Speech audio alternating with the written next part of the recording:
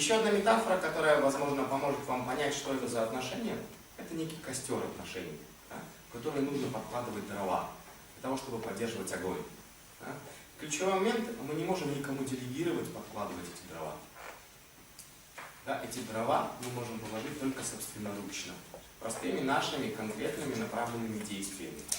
Если это действие есть, отношения развиваются, огонь горит, мы чувствуем тепло рядом с ним.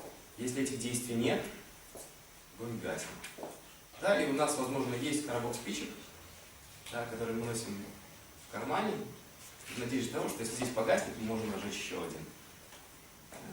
Да. Опять же, из спичек большого огня не сделаешь. Да. И тепла, скажем так, не может быть, если мы действительно не подкладываем те ресурсы, может быть, то, что действительно дает отдачу. Да, тепла, энергии.